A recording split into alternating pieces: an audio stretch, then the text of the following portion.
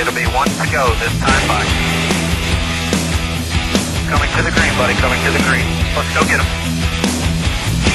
Go, go, go, go, go, go, go. Get your motor running.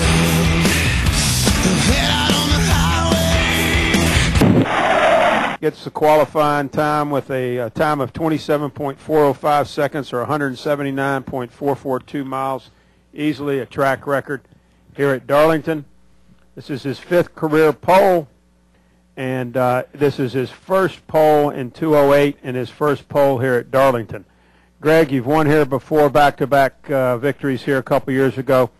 Talk about the track. Talk about your thoughts leading into tomorrow night's race. Well, certainly. Test. Can you hear me? Yeah. Okay. Cool. Certainly everybody's talked about the track's really fast, and it's the same old Darlington. It will bite you just the second you let your guard down, and even faster now with the speeds being 2 seconds a lap faster than we're normally going. You can get in trouble in a hurry, and I've been close a couple times to having that stripe. And the thing about it is the stripe has gotten a lot meaner because of the speed we're running. It's knocking the bumpers off and flatten the right side a little bit. So you just have to be careful. I'm going to try and run a smart race tomorrow night, and it was a great lap. Irwin and all the guys have done a great job, getting ready for this event. And, all through this testing, we've played it really smart and have worked on our car and got our car driving really good. I think I'm just extremely happy with it in race trim, and can't wait for tomorrow night. Questions for Greg. We've got 3 right along the row here. We'll start with Jim, move to Reed, then Lee. Jim Uttershaw, Observer. Greg, should we be surprised that after 2 days of testing on the repaved track that it's still a guy who has, A, enjoys racing at Darlington, B, has won races at Darlington that emerged as, just at least in qualifying up front? Yeah, I mean, it's kind of weird because the place is so different now than it has been in the past. That we're still able to be successful here, says a lot. I'm really, really happy and excited to how hard our guys have worked back at the race shop and our engineering group and the actual team that come to the racetrack. That's it's been a big effort to try and get our cars fast, and it's easy to drive and look like a hero and put your car in the front row when it drives really good. And I went out there and it drove really good, but we'll see about tomorrow night. I'm excited, can't wait. Let's go to Reed, then Lee. Greg, Reed Spencer with Sporting News. Did the fact that you participated in the tire tests here, was that helpful to you this week in getting up to speed? Well, it certainly was helpful getting up to speed, but and we recognized that in the first and second practice session when we were near the top of the sheet.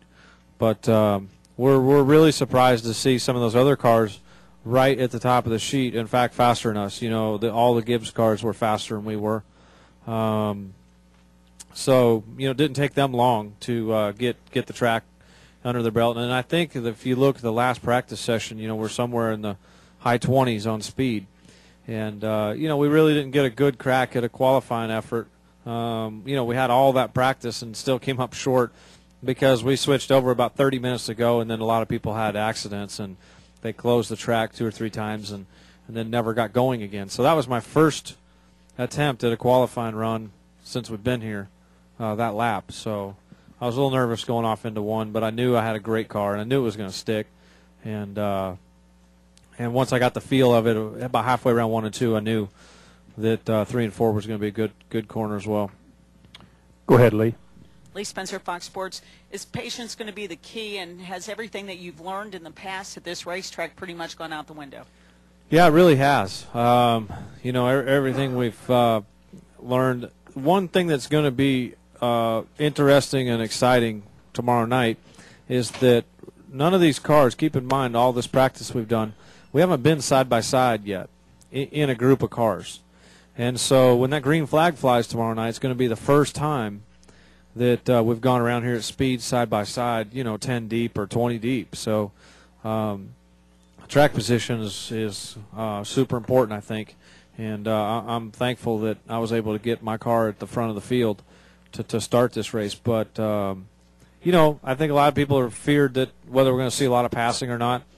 I think you're going to see some passing, but it is going to be difficult to get side by side. And when you're going to see cars slow down a bunch, when they do get side by side, you'll see a guy probably close in half a straightaway on a guy in a lap or two if he's having to, fight with, when you get beside another car, your speed slow down so fast. You can go from running 28 flat to 2860 just by, having to slow up a little bit or not run the line you want to. So that's going to make it really interesting tomorrow night and tonight, for the nationwide cars. Rick Flatford, Fox Sports Atlanta. Mentioning the side-by-side racing, Carl Edwards said that if anybody tries any side-by-side racing, they'd be out of their mind. There'll be wrecks all over the place. But having said that, are you careful about who you're coming up on and who's coming up on you when you're on the track? Yeah, you really do. And the problem is these cars and tires that we're on in a new surface like this is sometimes a little bit unpredictable because sometimes you enter the corner and it'll kind of take off sliding. I've actually slowed down and decided to run the bottom, just to see how the car handles. And I almost thought I was going to hit the fence, and I entered the corner a lot slower than I normally would. And so it does weird stuff, kind of. And he's right. It's going to be difficult to be side by side. But when they throw the green flag, there's going to be 43 of us side by side. And there's going to be passing. They'll be passing. But for guys to try and race each other lap after lap side by side, yeah, that's probably going to not be the smartest move you could make. Go ahead, Jerry. Jerry Bunkowski, Yahoo Sports. Greg, you've been in both the Cup Series and the Nationwide / Busch Series. Have you ever seen a weekend where we've had, I think the last count is 24 guys get into the wall in practice and or qualifying? Yeah, that's the fatality rate is fairly high. I walked through the garage and everybody I'm parked around is the side of it's wiped off a little bit. But that's the nature of Darlington, for one, and two, a brand new surface and a brand new tire. It's going to happen, and it's there's two ways to look at it. It's almost good that it happens because then you know where the limit is, where the edge is, and you can say to yourself, well, I'm not going to do that again, or I'm not going to get that high, or I know what I did wrong, and you learn from it. If you do it in practice, you can learn from it, fix your car, and not do it again. I don't know if it puts the guys that don't have a stripe at a disadvantage necessarily, but I kind of know where the limit is because when I tested here, I was had my eyes covered a couple times and came out of it okay. So I kind of know where that limit was in testing and tire testing and stuff. So, but it is surprising, to see all those guys. It's tough when the 48 wrecks twice. That just tells you how tough it is. This place is tough. It's always going to be tough. And it'll never get any easier.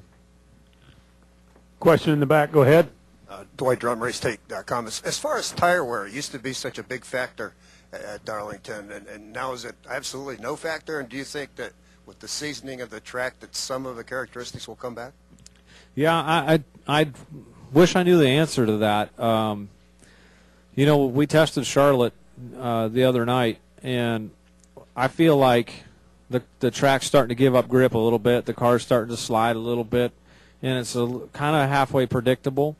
And I think if we go one step softer on left side tire for Charlotte, I think it's starting to get back into that, normal racetrack, the way it used to drive.